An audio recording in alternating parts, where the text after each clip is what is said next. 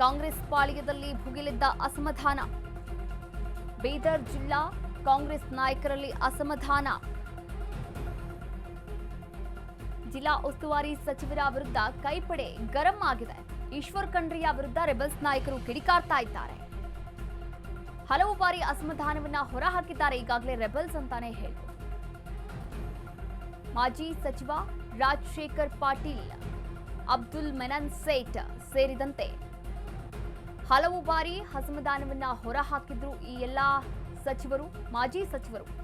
ಬೀದರ್ನಲ್ಲಿ ಹೊಂದಾಣಿಕೆ ರಾಜಕಾರಣ ನಡೀತಾ ಇದೆ ಎನ್ನುವಂತಹ ಆರೋಪವನ್ನ ಕೂಡ ಮಾಡಿದ್ರು. ಅದರ ಜೊತೆಗೆ ಬೀದರ್ ಜಿಲ್ಲೆಯಲ್ಲಿ ಅಭಿವೃದ್ಧಿ ಕೆಲಸಗಳು ಆಗ್ತಾ ಇಲ್ಲ. ಹೀಗಾಗಿ ಈಶ್ವರ್ ಖಂಡ್ರೆಯ ವಿರುದ್ಧ ಕೈ ನಾಯಕರು ಅಸಮಾಧಾನವನ್ನ ವ್ಯಕ್ತಪಡಿಸ್ತಾ ಇದ್ದಾರೆ. ಇನ್ನು ಜೂನ್ 3ನೇ ತಾರೀಕು ಒಂದು ಸಭೆಯನ್ನ ಕೂಡ ನಡೆಸಿದ್ರು ಈ ರೆಬಲ್ಸ್ ನಾಯಕರು, ಅಂದ್ರೆ ಮಾಜಿ ಸಚಿವರು. ಡಿಸಿಎಂ ಡಿಕೆ ಶಿವಕುಮಾರ್ ಅವರಿಗೆ ದೂರನ್ನ ಕೂಡ ನೀಡಿದ್ದಾರೆ.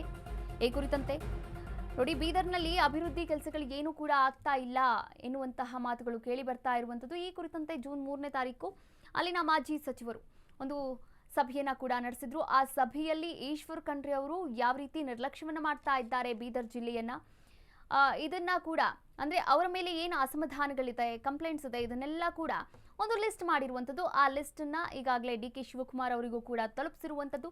ಆದರೆ ಈ ಕುರಿತಂತೆ ಡಿಕೆ ಶಿವಕುಮಾರ್ ಅವರು ಏನು ಕ್ರಮವನ್ನು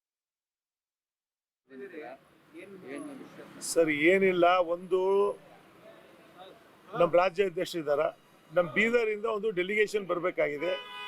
ನಮ್ಮ ಪಕ್ಷದ ಅಧ್ಯಕ್ಷರಿಗೆ ನಾನು ಸಮಯ ಕೇಳಕ್ಕೆ ನಾನು ಬಂದಿದ್ದೀನಿ. ಅವ್ರ ಸಮಯ ಯಾವಾಗ ಕೊಡ್ತಾರೋ ಅವಾಗ ಒಂದು ನಮ್ಮ ಬೀದರಿಂದ ಒಂದು ಡೆಲಿಗೇಷನ್ ಬಂದು ನಮ್ಮ ಜಿಲ್ಲೆ ಬಗ್ಗೆ ಕೆಲವು ವಿಚಾರಗಳು ಮಾನ್ಯ ಅಧ್ಯಕ್ಷರ ಜೊತೆ ಚರ್ಚೆ ಮಾಡಬೇಕಾಗಿದೆ. ಇದೇ ಸಮಸ್ಯೆ, ಪಕ್ಷದ ಸಮಸ್ಯೆ ಇದೆ, ಅಲ್ಲಿರ್ತಕ್ಕಂಥ ತೊಂದರೆಗಳು ಏನಾಗ್ತಾ ಇದೆ ಎಂಬ ಸಮಸ್ಯೆ ಇದೆ. ಅದ್ ಸಲುವಾಗಿ ಬಂದಿದ್ವಿ. ಖಂಡ್ರೆ ಅವರು ವಿರುದ್ಧವಾಗಿ ಅಂತಲ್ಲ, ನಮ್ಮ ಜಿಲ್ಲೆಯಲ್ಲಿ ಆಗ್ತಕ್ಕಂಥ ಪರಿಸ್ಥಿತಿ ಏನಿದೆ ಅದ್ರ ಬಗ್ಗೆ ಚರ್ಚೆ ಮಾಡಿದ್ದೀವಿ. ಯಾರ ವಿರುದ್ಧ ಯಾರ ಪರ ಅಂತಲ್ಲ. ಸರ್ ಏನಿಲ್ಲ, ಒಂದು ನಮ್ಮ ರಾಜ್ಯಾಧ್ಯಕ್ಷರಿದ್ದಾರ, ನಮ್ಮ ಬೀದರಿಂದ ಒಂದು ಡೆಲಿಗೇಷನ್ ಬರಬೇಕಾಗಿದೆ. ನಮ್ಮ ಪಕ್ಷದ ಅಧ್ಯಕ್ಷರಿಗೆ ನಾನು ಸಮಯ ಕೇಳಕ್ಕೆ ನಾನು ಬಂದಿದ್ದೀನಿ. ಅವ್ರ ಸಮಯ ಯಾವಾಗ ಕೊಡ್ತಾರೋ ಅವಾಗ ಒಂದು ನಮ್ಮ ಬೀದರಿಂದ ಒಂದು ಡೆಲಿಗೇಷನ್ ಬಂದು ನಮ್ಮ ಜಿಲ್ಲೆ ಬಗ್ಗೆ ಕೆಲವು ವಿಚಾರಗಳು ಮಾನ್ಯ ಅಧ್ಯಕ್ಷರ ಜೊತೆ ಚರ್ಚೆ ಮಾಡಬೇಕಾಗಿದೆ. ಇದೇ ಸಮಸ್ಯೆ, ಪಕ್ಷದ ಸಮಸ್ಯೆ ಇದೆ, ಅಲ್ಲಿರ್ತಕ್ಕಂಥ ತೊಂದರೆಗಳು ಏನಾಗ್ತಾ ಇದೆ ಎಂಬ ಸಮಸ್ಯೆ ಇದೆ. ಅದ್ ಸಲುವಾಗಿ ಬಂದಿದ್ವಿ.